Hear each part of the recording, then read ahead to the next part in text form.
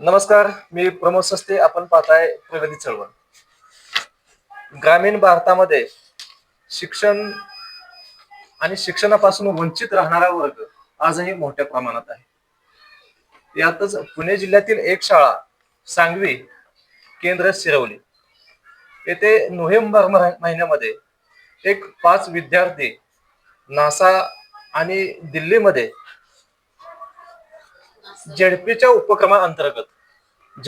उपक्रमाअंतर्गत इस्रो ला जाणार अशी एक बातमी झळकली.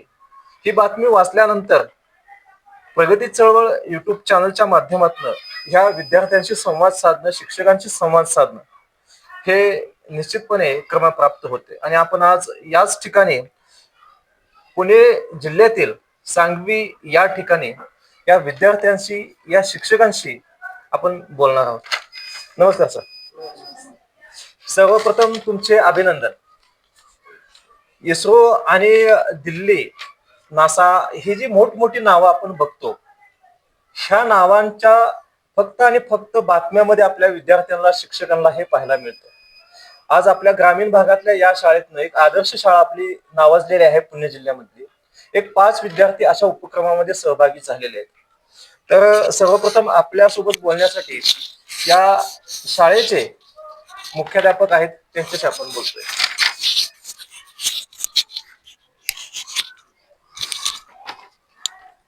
काय सांगाल सर, हे आपल्या शाळेतील जे 5 विद्यार्थी अशा उपक्रमामध्ये सहभागी झाले होते, घाडगे मॅडम त्यांच्यासोबत गेल्या होत्या. या ठिकाणी पालक कमिटीच्या अध्यक्षा सुद्धा आहेत आणि तुमचा शिक्षक वृंद या ठिकाणी कमिटीचे सदस्य दीपक तावरे सर आहेत, आमचे सातारा 24 तासचे संपादक, निवासी संपादक मदने सर आहेत. हे जे विद्यार्थी आपण या ठिकाणी उपक्रमामध्ये सहभागी केले, त्यांची बेसिक तयारी म्हणजे साधारण जर आपण पाहिलं तर ह्या परीक्षेमध्ये 16,121 अर्ज आले होते. त्यात 13,631 या परीक्षेमध्ये पहिल्या परीक्षेला बसले. 1,541 दुसरी ऑनलाईन परीक्षा त्यांनी दिली. 235 विद्यार्थी मुलाखतीसाठी पात्र आणि त्यातूनही नासा आणि इस्रोला जाण्यासाठी फक्त 75 विद्यार्थी पात्र झाले होते. त्यातील आपल्या शाळेमधील 5 विद्यार्थी हे घाडगे मॅडम सोबत गेले होते. त्या विद्यार्थ्याशी आपण बोलणार आहे. आमची जिल्हा परिषद प्राथमिक आदर्श प्राथमिक शाळा सांगवी, आमच्या शाळेचे ज्यावेळेस विद्यार्थी त्या ठिकाणी निवड झाली, 5 विद्यार्थी, ग्रामस्थांना आणि आम्हाला सर्व शिक्षकांना या ठिकाणी अभिमान वाटला. आणि या मॅडमनी, खलाटे मॅडमनी अतिशय कष्ट घेतलेले होते. त्यासाठी प्रथमतः लेखी परीक्षा झाली, त्यानंतर संगणकीय कॉम्प्युटरवरती एक परीक्षा झाली आणि मुलाखत घेण्यात आली. आणि या मुलाखतीतून या मुलांची निवड झाली. आपल्या पुणे जिल्हा परिषदेचे मुख्य कार्यकारी अधिकारी गजानन पाटील साहेब यांनी हा उपक्रम खगोल भौतिकशास्त्र आयुका या संस्थेतर्फे हा पुणे जिल्ह्यात प्रथम राबवला. आणि गोरगरिबांच्या मुलांसाठी, की जिल्हा परिषदमध्ये जी मुलं आहेत ती गोरगरिबांची मुलं शिकतात आणि त्यांच्यासाठी वेगळं काहीतरी आपण करून दाखवायचं. आणि त्यासाठी या पुणे जिल्ह्यात पूर्ण उपक्रम राबवला. आणि पुणे जिल्ह्यात उपक्रम राबवल्यानंतर आमची 2 मुलं नासा आणि 3 विद्यार्थी इस्रोसाठी निवड झाली. या मुलांची निवड झाल्यानंतर ह्या निवड झाल्यानंतर त्या मुलांनी खरोखरच अतिशय खूप कष्ट घेतले. त्यासाठी आमच्या शिक्षकांनी खूप कष्ट घेतले आणि वेगवेगळ्या चाळणी परीक्षेतून या मुलांनी या ठिकाणी यश मिळवलं. आणि आम्हाला गावातील सरपंच असतील, आमच्या शाळा व्यवस्थापन समितीच्या अध्यक्षा गौरीताई तावरे असतील, किंवा सर्व शिक्षकांचं आम्हाला अभिमान वाटला. आमच्या शाळेचा आज पटसंख्या जवळजवळ 750, म्हणजे एवढे विद्यार्थी असे शिकतात. फलटण भागातील विद्यार्थी असतील, आजूबाजूच्या वाड्या वस्तीवरील विद्यार्थी या ठिकाणी बसने येतात, दाखल झालेले आहेत. आमची पटसंख्या खूप भरपूर पटसंख्या आहे.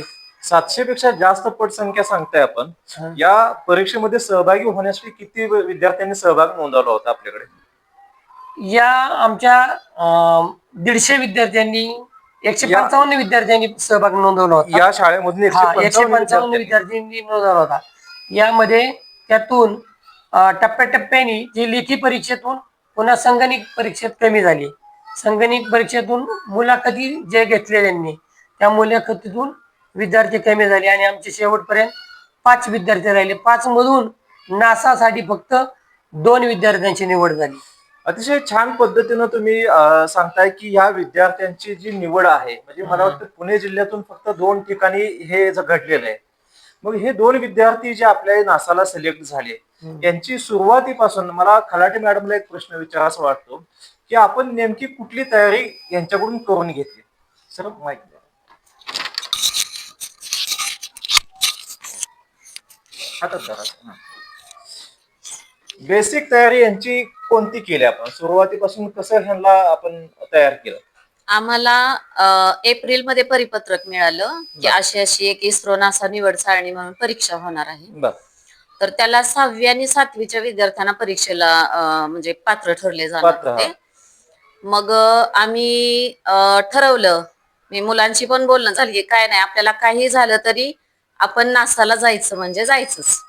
आणि मुलांनी पण तशी तयारी दाखवली की ठीक आहे मॅडम, आपण तसा प्रयत्न करूच म्हणून.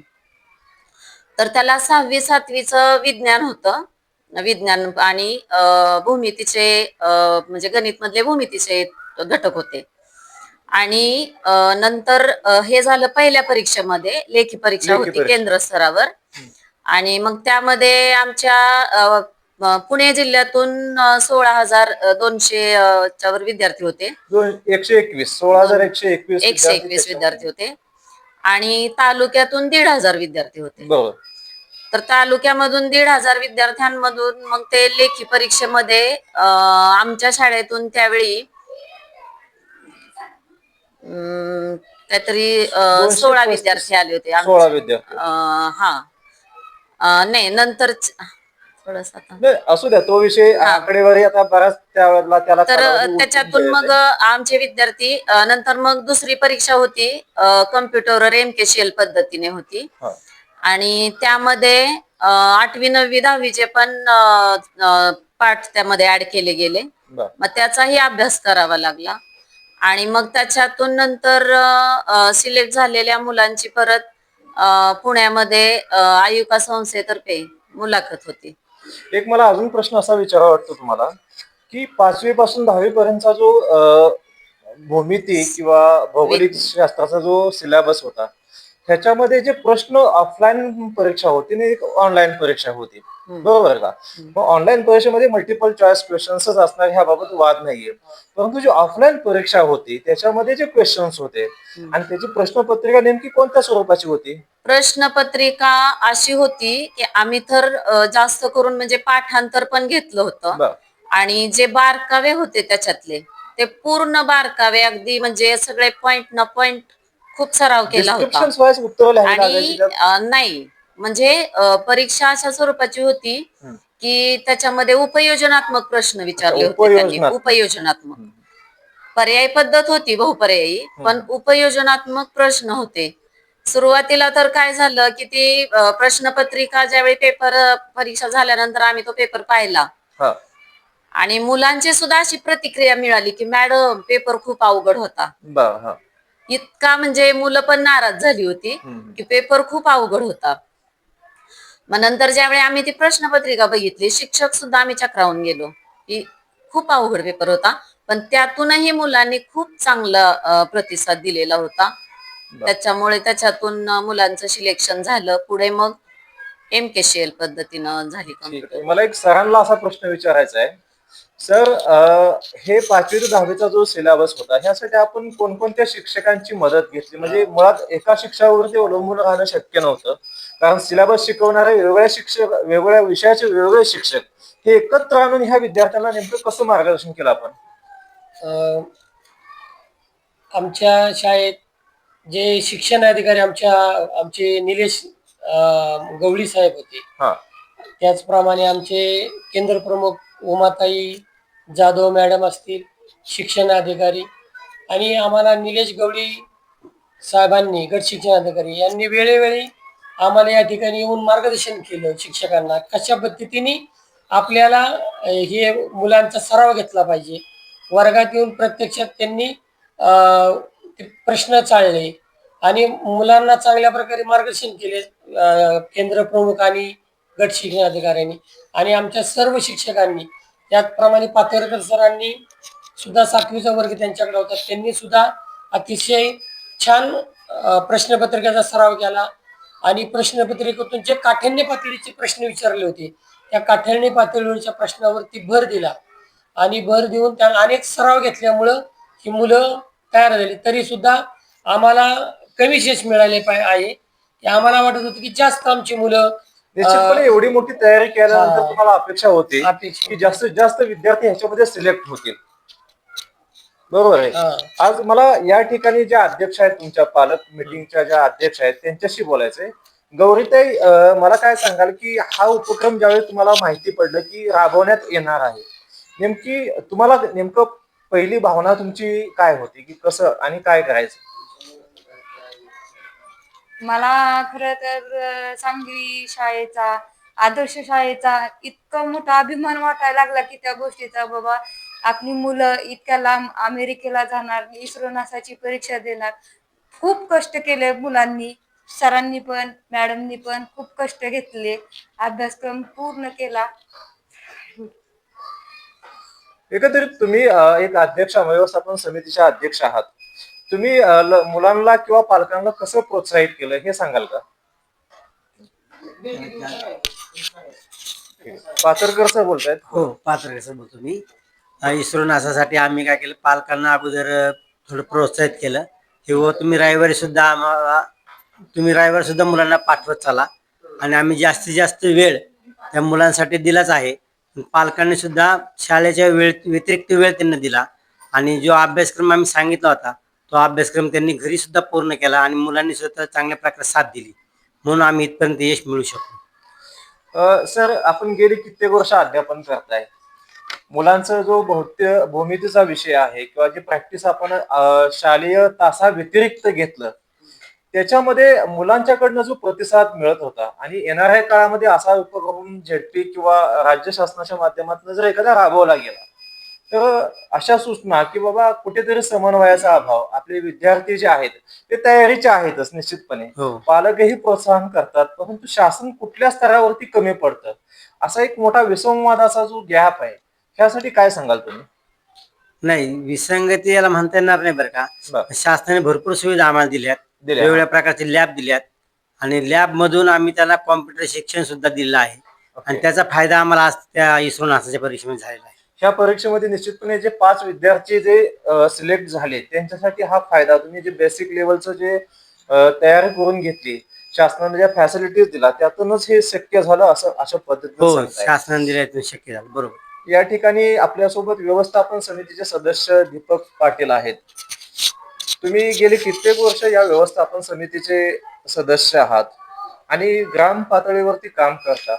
कसं बघता ही घटना जी घडलेली आहे यातून लोकांनी काय बोध घ्यावा? मी गेले वर्षी अध्यक्ष होतो हा. आणि गावामध्ये सामाजिक कार्य चालू आहे आपलं. हा. आणि शाळेमध्ये आमच्या खलाटे मॅडम असतील, पात्रकर सर, आमचे माजी मुख्य गायकवाड सर, सध्याचे आमचे जगजाय सर, शिक्षक स्टाफ तर चांगला होता आणि आमच्या आदेश कालखंडामध्ये ह्या परीक्षा झाल्या आहेत पाच. ही शाळा खूप नावाजलेली आहे आणि या पाठीमाग शालेय व्यवस्थापन समितीचे जे आताचे अध्यक्ष आहेत, तुम्ही माझे अध्यक्ष आहात. विशेषतः शिक्षक आणि पालक यांचा जो संवाद आहे तो व्यवस्थापन समितीवरती अवलंबून असतो. हा जर चांगला असेल तर ती शाळा नावापालट असते आणि ह्या उपक्रमाच्या माध्यमातून हेच दिसून आलं. येणाऱ्या काळामध्ये काही सूचना द्याल का तुम्ही? येणाऱ्या काळामध्ये आम्ही शिक्षक आणि व्यवस्थापन संबंध, विद्यार्थी पालक संबंध चांगले आहे. चालेल, धन्यवाद. अतिशय चांगल्या पद्धतीने बोलताय. मला वाटतं या ठिकाणी ताई बोलतील. पालक याच्या आहेत. ताई, नाव सांगा तुमचं. माझं नाव मनीषा दत्तात्रय तावरे. तावरे, तुमच्या मुलाला यामध्ये सिलेक्शन मिळालं, तो नासासाठी जाऊन आलेला आहे. कसं, तुमची पहिली प्रतिक्रिया किंवा तुम्हाला नेमक्या पहिल्या भावना काय आहेत तुमच्या? पहिलं म्हणजे पेपर तर खूप छान मध्ये त्यांनी केलं, सगळ्या ह्याच्यातनं की मी चांगला आहे प्रत्येक ह्याच्यातून. मॅडम चांगलं त्याला मार्गदर्शन केलं. हम्म. तुम्ही पहिले विशिष्ट तर- असं घरी काय कोणी वेगळं घेतलं का त्याच्याकडून? वेगळं म्हणजे मॅडमने जे सांगल हम्म. ते टोटल सगळं घ्यायचं. अच्छा, सेल्फ स्टडी मध्ये त्याच्यासाठी वेळ दिला तुम्ही? फक्त त्याला अभ्यासाला बसवायचं काम आम्ही केलं. ओके, हा. मॅडमने टोटल म्हणजे 5:30ला म्हणलं तरी पहाटे फोन करायचा. अच्छा, एवढं हा. पर्सनली अप्रोच ठेवला होता हो त्यांनी. हो, पूर्ण. आणि तो आत्ताच नाहीये तर तो पहिलीपासून त्यांच्याकडेच आहे. ओके. 1ली ते 7वी त्यांच्याकडेच आहे. पण त्यांनी 5वीत सुद्धा नवोदयची परीक्षा दिली, त्यात सुद्धा ते यश आलं. त्यावेळेस पण मॅडमनी खूप प्रयत्न केले. अगदी एकंदरीत आता हा विद्यार्थी जो आहे तुमचा नासातनं बाहेर आलेला आहे, आल्यानंतर तो जाण्यापूर्वी आणि आल्यानंतर काय परिवर्तन जाणवलं तुम्हाला? बोलण्यात बदल झाला. ओके. बोलण्यात बदल नेमका कसा म्हणजे काय बदल झाला हे सांगा का? सगळ्याच गोष्टी म्हणजे बाहेरून बघून आलेला आणि नेहमी पहिल्या ह्याच्यातला अच्छा. फार बदल होता. निश्चितपणे मुलांना जर अशा उपक्रमामध्ये सहभागी होता आला तर त्यांच्या व्यक्तिमत्वामध्ये लगेच बदल होतो, हे मला वाटतं ह्या घटनेतनं खूप छान. आपल्याला निश्चितपणे बाहेरून जाऊन आल्यामुळं वेगळं काहीतरी बघायला मिळालं, वेगळ्या शिकायला मिळालं, अनुभव आला. आणि तिथं जायचंय हे मात्र मनात एक कुठंतरी कोपऱ्यात बसलं की आपल्याला काहीतरी घडायचंय. त्याने सातत्याने कष्ट केलं हा, खूप. आणि त्या कष्टातून तो पुढे आला. त्याच्यामध्ये त्याला तो अनुभव आला की नेमकं बाहेरचं जग, नासा, हे फक्त बातम्यामध्ये बघायला मिळतं, ते प्रत्यक्षात आपण तिथे भेटून आला. मला वाटतं आपण मनात बसायचं हे स्वप्न त्याचं खूप पूर्ण झालेलं आहे. मला वाटतं आपण त्याच्याशीच बोलूया.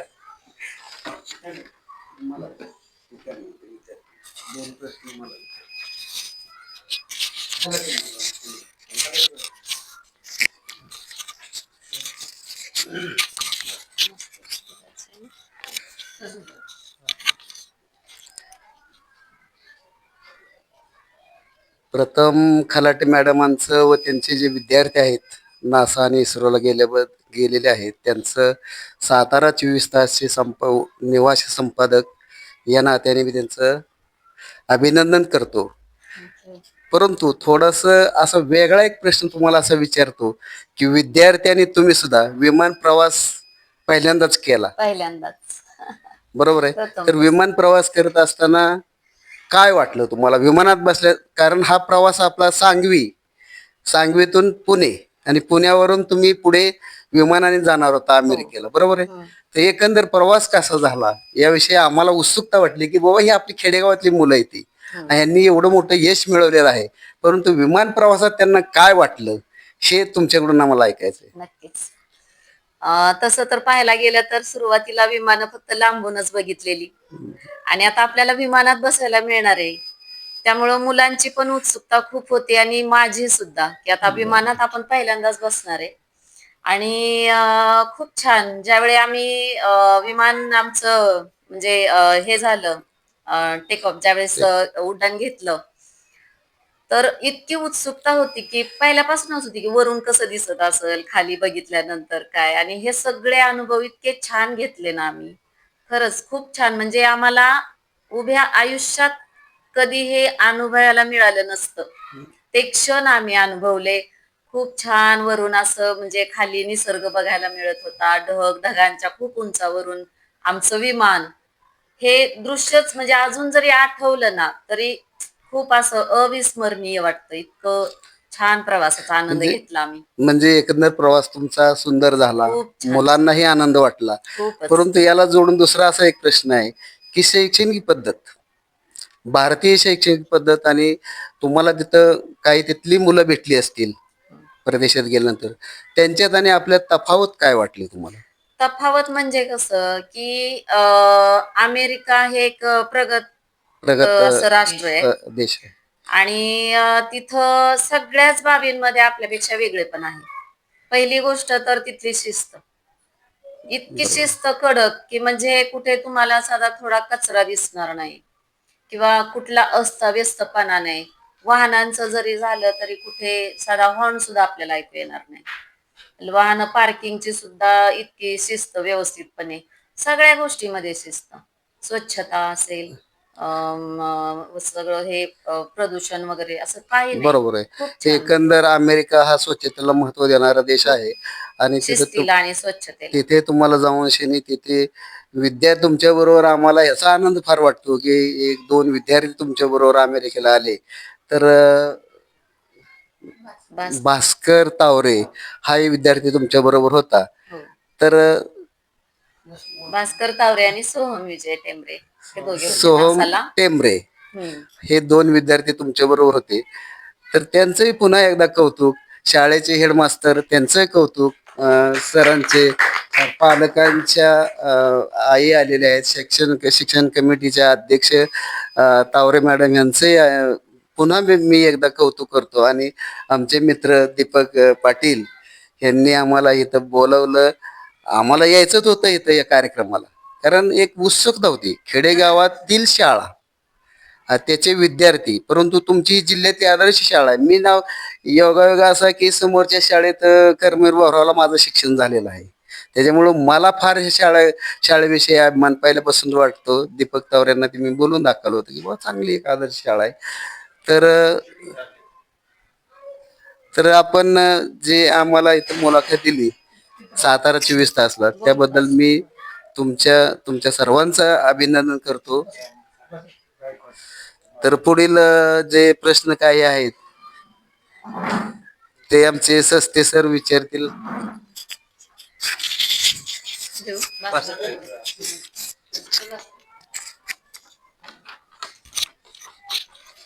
भास्कर कसा आहेस? छान आहे. आता आमचे निवासी संपादक मदने साहेबांनी जो प्रश्न विचारला की विमानात कसं वाटलं, मला वाटतं तू स्वतःहून सांगावंस की तू सुरुवातीपासून अभ्यास कसा केलास. मी वार्षिक परीक्षेच्या नंतर आम्हाला या परीक्षेबाबत कळलं. उन्हाळ्याच्या सुट्टीत आमच्या मॅडमनी खूप प्रयत्न केले व आमचे अख्ख्या उन्हाळ्याच्या सुट्टीत एक्स्ट्रा जादाचे तास सकाळी 10 ते 5 पर्यंत असायचे. मग अख्खी उन्हाळ्याची सुट्टी आम्ही अभ्यासात दिल्यानंतर मला वाटलं नव्हतं की मी अमेरिकेपर्यंत जाईल. एवढं मला आनंद पहिल्यांदाच झाला. म्हणजे तुझं स्वप्न होतं अमेरिकेला जायचं, नासाला भेटायचं, आणि त्यासाठी तू उन्हाळ्याची सुट्टी जी आहे ती खेळण्यात वाया न घालवता, म्हणजे वाया हा शब्द नाही ऍक्च्युली, परंतु तो जो वेळ आहे उन्हाळ्यात तुझा खेळाचा जो वेळ आहे तो अभ्यासासाठी आपण दिला, ह्या कष्टामध्ये दिला. आणि तू अमेरिकेमध्ये गेल्यानंतर नेमकं काय पाहिलंस? ते सर्वप्रथम आम्ही वॉशिंग्टन डीसीत होतो. सर्वप्रथम आम्ही national air and space museum पाहिले. त्या म्युझियम मध्ये माझे सर्वात आवडते विमान SR-71 ब्लॅकबर्ड पाहिले. ते जगातील सर्वात जास्त वेगाने जाणारे, म्हणजे आवाजाच्या गतीने जाणारे विमान होते. त्यानंतर आम्ही तिथे Einstein memorial, Washington memorial, white house सारखे वेगवेगळे तिथले स्थळ दर्शन केले व तेथे एम्बेसी ऑफ इंडियाला सुद्धा आम्ही भेट दिली. एकंदरीत विमानाचा प्रवास अतिशय कसा होता? म्हणजे तुला एक्झॅक्ट आज पहिल्यांदा आयुष्यामध्ये आपण जर बघितलं तर विमान हे दिवा स्वप्न आहे सर्वसामान्य. तू विमानात बसल्यानंतर किंवा बसण्यापूर्वी तुला कसं वाटत होतं? मला खूप उत्सुकता होती. बोर्डिंग पासला लाईन एवढी, म्हटलं एवढी लाईन आहे, आपण कधी विमानात बसायचं, कधी काय व्हायचं. तिथे एक दादा होते, माझी त्यांच्या बरोबर बोर्डिंग पास काढस तोपर्यंत मैत्री झाली. ओके. त्यामुळे ते दादांनी काय केलं, मला काय विंडो सीट दिली. काय दिली? विंडो सीट दिली. विंडो सीट दिली. अच्छा, म्हणजे त्या त्यामुळे- मैत्रीचा फायदा घेतलास तू? हा नाही ना? नाही, त्यांनी स्वतःहून मला विंडो सीट दिली. स्वतःहून दिली. ओके. हा, आणि त्यानंतर मी विंडो सीट वरती बसलो. आम्ही रात्रीचं विमान होतं. फ्लाईट अबुधाबी, मुंबई ते अबुधाबी होती. मग रात्रीचं विमान टेक ऑफ झाल्यावर खाली कसं दिसतंय, सगळं लाईट भारी असं वाटत होतं. कसं दिसत कसं होतं? म्हणजे वरून पाहिल्यानंतर खाली काय दिसायचं? खाली वाटायचे की दिवे लावलेत. दिवे लावलेत. एकंदरीत पूर्ण जी पृथ्वी आहे बघ ना, पृथ्वीवरती आपण आकाशात बघत होता, दिवे लावलेत म्हणजे पूर्ण जो नकाशा आहे त्याच्यामध्ये जे रात्रीचे दिवे लावलेले असतात ते दिसत असतात, परंतु जे अंधारातलं जग आहे ते दिसत नव्हतं. बरोबर ना? मग विमानात प्रवास करत असताना डोक्यामध्ये कोणते विचार चालले होते? डोक्यामध्ये विचार चाललेले, घरचे कसं माझी आठवण काढत असतील का, छान वाटत होतं मला विमानात सुद्धा. बर. आणि विमानामध्ये खायला काय देत होते का? हा, तर आम्हाला 6 टाइम खायला दिले होते. ओके. त्यातील सगळे अबुधाबी म्हणजे दुबईच्या तिकडचे सगळे फूड होते. अच्छा. आणि नंतर एखादं फूड सांगशील? ते ज्यादातर पनीर आणि चिकन जास्त प्रसिद्ध होते. अच्छा, मग ते आपल्या घरची टेस्ट आणि तिकडची टेस्ट कोणती टेस्ट चांगली बरं? आपल्या घरचीच, कारण घरचीच होय. बरं. चटपटीत चटपटीत खायचं हे आपल्या घरच्यापासून ओके, घरचं ते घरचं, तिकडं काय भेटलंच नाही ते. बरं ठीक आहे. अमेरिकेमध्ये गेल्यानंतर तिकडची लोक आणि आपल्या इकडची लोक, किंवा आपण जे अतिशय चांगल्या पद्धतीने सांगितले की तुझं जे आवडतं विमान आहे, जे आवाजाच्या वेगानं जातं, ही माहिती तुला कुठून भेटली? आम्ही जेव्हा एअर अँड स्पेस म्युझियम मध्ये गेलो तेव्हा तिथे गाईड असतात. गाईड्स. त्या गाईड्सने आम्हाला तिथे मार्गदर्शन केले. त्यांनी इंग्रजीतनं सांगितले व आमच्या सरांनी आम्हाला ट्रान्सलेट करून सांगितले. त्या विमान मी अगोदर सुद्धा ऑनलाईन खूप जागेवर त्याला पाहिलं होतं पाहिलेले. ते. हा, आणि ते विमान फक्त अमेरिकेचेच आहे. फक्त आणि फक्त अमेरिकेकडे. हा. मला सांग, आता आपण ह्या वयामध्ये अमेरिकेमध्ये गेला, ही अपडेशन्स आपण आता जग अगदी मोबाईल मध्ये आलेलं आहे सगळं ऑनलाईन टेक्नॉलॉजीमुळे, की तू जे विमान, तुझं जे स्वप्न होतं ते एवढ्या लहान वयामध्ये पूर्ण केलंस, म्हणजे आय थिंक बघितलेलं आहेस. हो. तू येणाऱ्या काळामध्ये, आता हे शालेय जीवन आहे तुझं, 10वी 12वी पुढचं जे करिअर्स आहे आयुष्यामध्ये, असं काही डोक्यात आहे का तुझ्या, की बाबा हा जो मला अनुभव आलेला आहे, तुम्ही माझ्या आयुष्यामध्ये आपल्या देशासाठी, आपल्या ह्या शाळेसाठी किंवा आपल्या समाजासाठी असं काही डोक्यात विचार आहेत का तुझे? मला मोठं झाल्यावर IAS बनायचंय. IAS बनायचंय. आणि IAS बनून काय करणार मग तू? IAS बनवून कलेक्टरची याची पोस्ट घेणार व पूर्ण महाराष्ट्राला सुधारवण्याचा प्रयत्न करणार. अच्छा, म्हणजे तुझं एक विजन आहे की तुला ह्या पूर्ण आपल्या, आपण ज्या मातृभूमीमध्ये आहे तिथे राहून समाजासाठी एक प्रशासकीय कार्य करायचं आहे. हो. बरोबर आहे. आणि हा जो अनुभव आहे शाळेतला अनुभव, तू त्या वर्क मध्ये त्यावेळेस कन्वर्ट करशील. अतिशय छान पद्धतीने स्वप्न आहे तुझं. तुझ्या स्वप्नाला अतिशय आमच्या शुभेच्छा आहेत. धन्यवाद. आणि मला वाटतं यासाठी जे कष्टाची जोड आहे तू तू देणारच आहेस. तुझे पालकही तुझ्या सोबत आहेत, तुमचे शिक्षकांची टीम आहे, तुमचे व्यवस्थापन कमिटीचे अध्यक्षा, माझे अध्यक्ष, आणि हा जो समाज आहे मला वाटतं तुझ्या सोबतच कायम राहील. हो. अजून काही विद्यार्थी आपल्या सोबत आहेत, त्यांच्याशी आपण बोलतोय. नाही.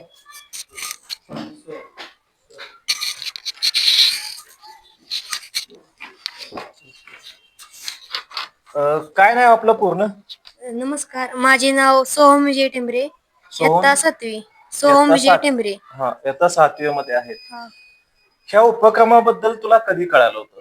म्हणजे आमची जेव्हा परीक्षा झालती, वार्षिक परीक्षा झालती, उन्हाळ्या सुट्टीच्या आधी आम्हाला ह्या परीक्षेबद्दल कळालेलं होतं. अच्छा, आणि कसं वाटलं होतं अशी परीक्षा ज्यावेळेस आपल्या डोळ्यासमोर आली, त्यावेळेस नेमकं काय तुझी म्हणजे तुला नेमकं डोक्यामध्ये काय होतं की बाबा असं काय असू शकतं, किंवा तुझ्या डोक्यामध्ये असा विचार आला की आपण ह्या ठिकाणी जाऊ, नेमकं काय वाटलं होतं तुला? म्हणजे माझ्या डोक्यामध्ये विचार आला की मला अमेरिकेला जाण्याची संधी मला मिळवायची. त्यासाठी मी खूप अभ्यास करेल व खूप कष्ट करेल. अच्छा, ह्या परीक्षेला ज्यावेळेस अर्ज भरला, अभ्यास, आपण शिक्षक तुझ्या पाठीशी उभे राहिले, त्यांनी सिलेबस तुला कम्प्लीट समजून सांगितला, मग ह्यावेळेस सेल्फ स्टडी जो आहे आपण, तो कसा केला? म्हणजे मी रात्री ही आमची उन्हाळी सुट्टी ती 10 ते 5 अशी क्लास असायचे व आम्हाला आमच्या फलाटे मॅडम आम्हाला प्रत्येक धड्यावर 50-50 प्रश्न काढून द्यायच्या व ते पाठ करायला लावायच्या. आम्ही खूप अशा अभ्यास केला व म्हणजे धड्यांचे असे खूप पाठांतर केले. एकंदरीत आपल्या मॅडमने सांगितलं की उपयोजनात्मक उत्तरं जी आहेत ते आपल्याला लिहावी लागायची, किंवा प्रश्न जे आहेत ते भूमितीस्तरीय असायचे. मग हे प्रश्न समजणं आणि त्याची उत्तरं लिहिणं, ह्याच्यामध्ये तू अभ्यासामध्ये नेमकं काय केलंस की हे तुला प्रश्न सहजासहजी समजले आणि त्याची उत्तरं तू उपयोजनात्मक जी आहेत ती चांगल्या पद्धतीने लिहिली? त्यासाठी नेमकं तू अभ्यास, स्वतःचा जो सेल्फ स्टडी होतो त्याच्यामध्ये काय नियोजन किंवा कशा पद्धतीने अभ्यास केलास तू? म्हणजे मी प्रत्येक धड्यावर मॅडमने तर दिलेले प्रश्न असायचे, तरी मी अजून काही माझे एक्स्ट्राचे प्रश्न काढायचो व ते पाठ करायचो. अच्छा, म्हणजे स्वतः एक्स्ट्रा वर्क करायचं आपण त्याच्यामध्ये, त्याच्यामुळे तुला प्रश्न समजायला अवघड जात नव्हतं आणि तू उत्तर अतिशय चांगल्या पद्धतीने लिहिलं असते. ठीक आहे, आता मला तोच प्रश्न विचारायचा आहे की आपण ज्यावेळेस अमेरिकेला जात होता, विमानामध्ये बसण्यापूर्वी काय म्हणजे कसं वाटलं? म्हणजे विमानामध्ये बसण्याआधी आम्ही अशा बोर्डिंग पासच्या लाईन मध्ये थांबलेलो. तिथे खूप अशी गर्दी होती म्हणजे विमानात जाण्यासाठी. आम्ही विमानात बसल्यावर आम्ही टेक ऑफ साठी म्हणजे असं टेक ऑफ होण्याआधी म्हणजे असं थोडेसे कान दुखले. पण नंतर परत वर कान दुखले? हा बर. परत नंतर वर गेल्यावर नाही काही झालं. भीती नाही वाटली नाही अजिबात? नाही आणि वरती गेल्यानंतर खाली म्हणजे विंडो सीट, जसं आपला मित्र आहे तो, त्याला विंडो सीट मिळाली, तुला मिळाली का? नाही मला विंडो सीट नाही. अरे बापरे, म्हणजे तू मिस झालं तुझं सगळं ते. ठीक आहे, परंतु त्या विंडो सीट मधून जरी नाही पाहायला मिळालं, आपण अमेरिकेमध्ये गेला, बरोबर, अमेरिकेमध्ये काय पाहिलं? म्हणजे सर्वप्रथम आम्ही वॉशिंग्टन DC येथे होतो. तिथे आम्ही national air and space museum पाहिले, नासाचे हेडक्वार्टर पाहिले.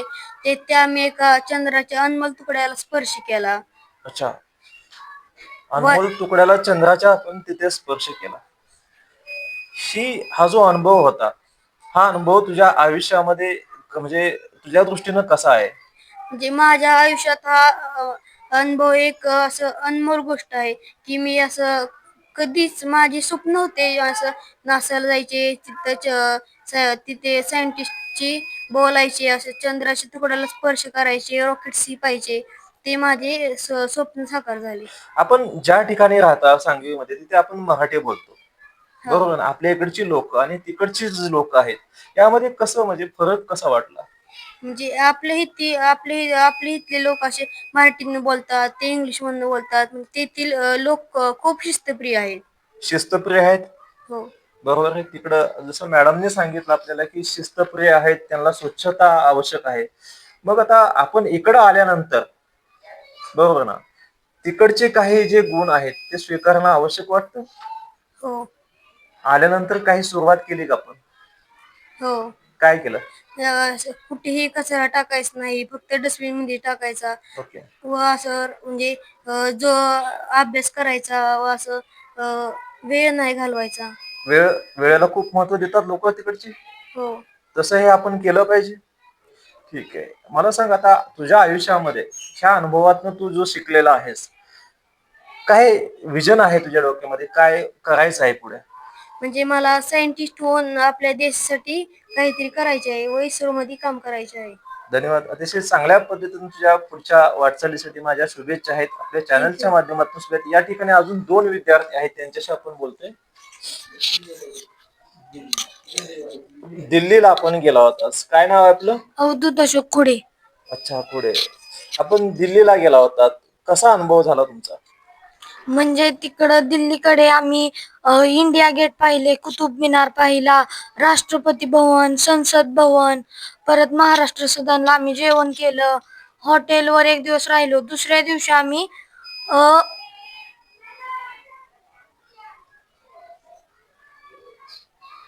दुसऱ्या दिवशी आपण नेमके कुठे गेलात?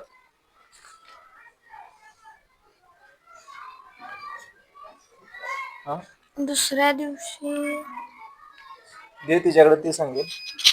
दुसऱ्या दिवशी माझे नाव तेजस्विनी संजय गोरे.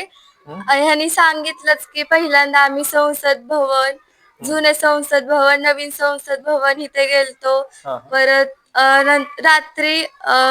रात्री म्हणजे आमची रात्रीची फ्लाईट होती ना, त्यामुळं आम्ही हॉटेलवरच राहिलो त्या दिवशी. दुसऱ्या दिवशी आम्ही संसद भवन, जुने संसद भवन इथे गेलो.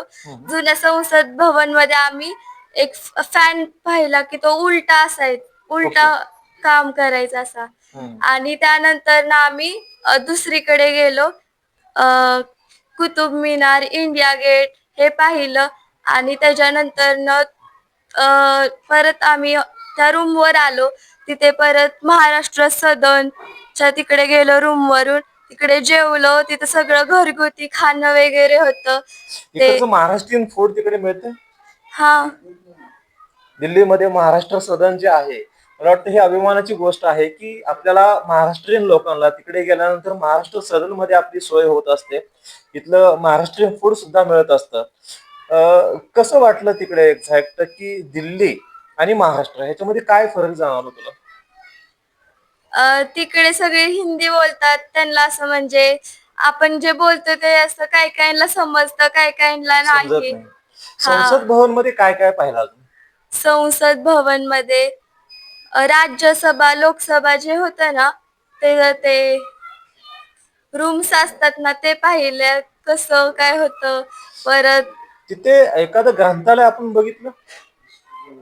नाही नाही, ग्रंथालयाला भेट नाही देता आली तुम्हाला. नाही ठीक आहे. हे राज्यसभा आणि लोकसभा इथे निवडून गेलेले जे लोकप्रतिनिधी असतात, खासदार, त्यांच्याशी काही आपण भेटला का? नाही नाही भेटला. कसा होता एकंदरीत प्रवास तुमचा? विमानातला प्रवास कसा होता? विमानातला प्रवास खूप छान होता. आमची रात्रीची फ्लाईट होती, त्यामुळे रात्री जर मी मिडल सीटला होते हा. आणि माझ्या शेजारी एक कोणत्या तरी दुसऱ्या देशातले लोक होते आणि म्हणजे त्यांना नाही ते हिंदी बोलत होते आणि आम्ही त्यांना विचारलं तुम्ही कोणत्या देशाचे, ते असं सगळं सांगत होते, पण आम्हाला नीट कळत नव्हतं की ते काय बोलतात. मी म्हणलं की हिंदीमध्ये बोललं की मी काय बाहेर बघू शकते का त्यांना ते खिडकीमधून. समजायचं?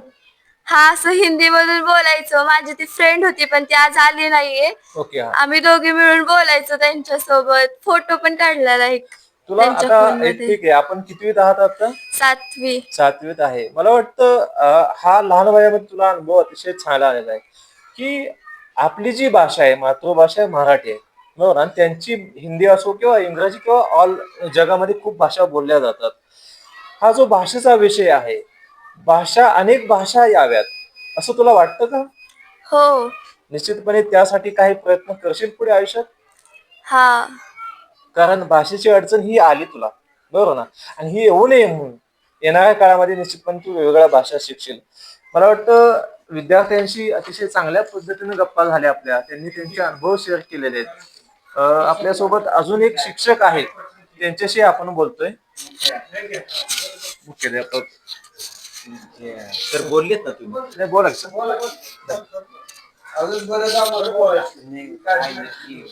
सर. इस्रोला तुमच्या शाळेतले विद्यार्थी गेले होते, नासाला.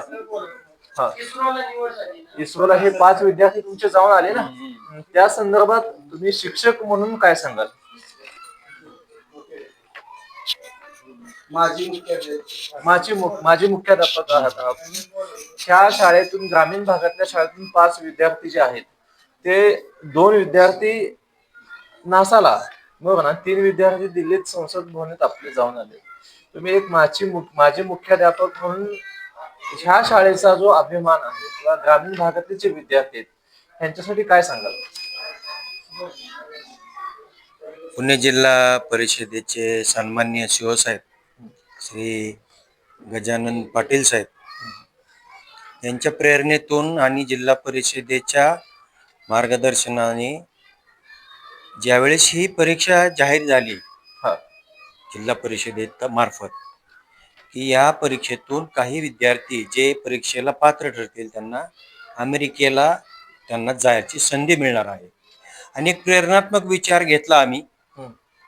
आमच्या त्या काळात ज्या मॅडम होत्या, खलाटे मॅडम, पात्रकर सर, 6वीचे शेख, आम्ही सर्व शिक्षक स्टाफ आम्ही एकत्र मिटिंग घेतल्यानंतर आम्ही ठरलं की या परीक्षेला आपण सामोरं जाऊया. आमचे व्यवस्थापन समितीच्या अध्यक्षा आणि सर्व सदस्यांनी याबाबत आम्हाला पाठिंबा दिला. गावातले पदाधिकारी असतील, सर्व मान्यवर पदाधिकाऱ्यांनी आम्हाला याबाबत मार्गदर्शन केल्यानंतर आमचे विद्यार्थी आम्ही या परीक्षेला बसवले. मुलांसाठी स्वतंत्र त्या वर्ग शिक्षकांनी त्या पद्धतीने अभ्यासक्रम तयार करून त्यांची पूर्व चाचणी घेऊन त्याप्रमाणे त्यांना तयार केलं. ओके.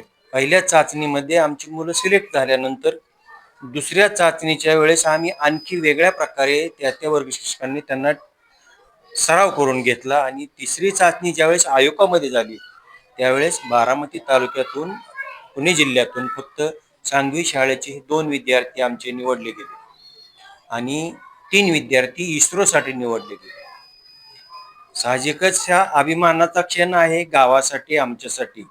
आणि आमच्या विद्यार्थ्यांनी केलेल्या ह्या प्रयत्नात आमच्या व्यवस्थापन समितीचे सर्व सदस्य, अध्यक्ष, गावातले सर्व मान्यवर आणि सर्वात महत्त्वाचं ज्यांनी प्रेरणा दिली ते आमच्या पुणे जिल्हा परिषदेचे CEO माननीय श्री गजानन पाटील साहेब यांचे मार्गदर्शन, या सर्वांचा परिणाम आणि आमच्या विद्यार्थ्यांचे प्रयत्न या सर्वांचा परिणाम म्हणून आज ग्रामीण भागातली मुलं दिल्ली सारख्या नासा सारख्या ठिकाणी अमेरिकेत गेली, की जे स्वप्नवत आहे. निश्चितपणे हे स्वप्नवतच आहे. एखाद्या ग्रामीण भागातील एका खूप मोठ्या श्रीमंताचं सुद्धा स्वप्न असतं की मी एखाद्या विमानात बसावं, बाहेरच्या देशात जावं. परंतु ह्या लहान मुलांना अतिशय लहान वयामध्ये ही संधी मिळालेली आहे. शालेय शिक्षणामध्ये हा जो अनुभव आलेला आहे, ह्या अनुभवातून निश्चितपणे ते त्यांच्या आयुष्यामध्ये खूप वेगवेगळे जे आहेत स्तरावरती चमकतीलच. परंतु अजूनही काही विद्यार्थी, आज शेकडो विद्यार्थी या उपक्रमामध्ये सहभागी झाले होते, जे अपयशी झालेले आहेत, त्या उपक्रमामध्ये पुढे जाऊ शकले नाहीत, त्यांच्यासाठी काय सांगाल तुम्ही? यश हे प्रत्येकाला मिळालं असं काही नाही. ओके. प्रामाणिकपणे कष्ट सगळेच करतात, यश फार थोड्या जणांना मिळतं. ज्यांना यश ह्या गेल्या वर्षी मिळालं नाही, तर ह्याही वर्षी तो उपक्रम आहे. या वर्षी आमची शाळा त्याच तेवढ्याच जिद्दीने आणि तेवढ्या परिश्रमाने आम्ही त्याला सामोरे जाणार आहोत. या शाळांना असं वाटते की आपली मुलं कुठेतरी चमकावीत, आपल्या गावाचं नाव व्हावं. त्यांनी याबाबत थोडेसे वेगळे कष्ट घेणं फार गरजेचं आहे. आमचे शिक्षक मंडळी, आमचे मुख्याध्यापक आणि आता आलेले नवीन मुख्याध्यापक जगदाळे सर यांच्या आम्ही आतापासूनच त्या नासाच्या इस्रोच्या परीक्षेसाठी तयारी करत आहोत. 6वी पासून 7वी पासून प्रत्येकाने हे केले. जो प्रयत्न करेल तो यशस्वी होईल, हा नियम तुम्हाला सगळ्यांना माहित आहे. त्यामुळं यासाठी सर्वांनी प्रयत्न करणं आणि विशेषतः या विद्यार्थ्यांच्या पालकांनी खूप कष्ट घेतले, त्यांचं खूप सहकार्य मिळालं आम्हाला. खूप ज्याची उमेद मेली तो म्हातारा, विनोद भाव्यांचा हा जो शब्द आहे अगदी अगदी तंतोतंत मला वाटतं शिक्षण व्यवस्थेमध्ये लागू होतो. आणि दरवर्षीच हा उपक्रम जे आहे झडपी राबवत असते. याच्यामध्ये आपली उमेद न हरता प्रत्येक विद्यार्थ्यानं अपयशाला जरी सामोरा गेलो आपण, तरी सुद्धा त्यातून शिकून येणाऱ्या काळामध्ये आपण पुन्हा एकदा सहभाग होऊन हिरेहन भाग घेऊन अमेरिकेचं जे स्वप्न आहे, शासनाने जी दिलेली हा जो उपक्रम राबवलेला आहे, ह्याच्यामध्ये सहभागी होऊन विद्यार्थ्यांनी, पालकांनी आणि विशेषतः जे शिक्षक यासाठी खूप मोठी मेहनत घेतात, व्यवस्थापन समितीचे सदस्य, अध्यक्ष आणि तुम्ही माझी मुख्याध्यापक असूनही या उपक्रमामध्ये लक्ष घातलं, हे खूप मोठं टीमवर्क जे आहे ते ह्या विद्यार्थ्यांच्या पाठीमागे उभं राहतं. मला वाटतं ग्रामीण भागाची ही ताकद आहे. आणि ग्रामीण भागातून असे विद्यार्थी जे आहेत ते मोठमोठ्या पदावरती येणाऱ्या काळामध्ये निश्चितपणे, आणि हा जो भारत आहे जागतिक आव्हानांना सहजासहजी सामोरा जाईल ही मी आशा बाळगतो. आणि आपण आपल्या चॅनलशी आपल्या शालेय कामकाजाच्या वेळातनं वेळ देऊन बोललात, त्याबद्दल मी निश्चितपणे सर्वांचा आभार मानतो. या ठिकाणी मॅडम काहीतरी बोलू इच्छितात, बोला. मला आपल्या पुणे जिल्हा परिषदेचे CEO माननीय श्री गजानन पाटील यांचे खूप आभार मानावेसे वाटतात. कारण त्यांच्या या उपक्रमामुळे आम्हाला ही संधी मिळाली. ओके. आणि त्या संधीचं सोनं करून आम्ही अमेरिका, 7 समुद्राच्या पलीकडं पार जाऊन आलो. आणि आमच्या मुलांना सुद्धा एवढ्या लहान वयात, ग्रामीण भागातील मुलांना हा खूप छान असा अनुभव मिळाला. आणि सगळीकडून आमचं खूप कौतुक होतंय, याचाही आम्हाला खूप आनंद वाटतोय. तर हे सगळं केवळ आमच्या माननीय श्री गजानन पाटील CEO यांच्यामुळे आम्हाला हे साध्य झालं. त्याबद्दल त्यांचे खूप खूप आभारी आहे. थँक्यू, धन्यवाद.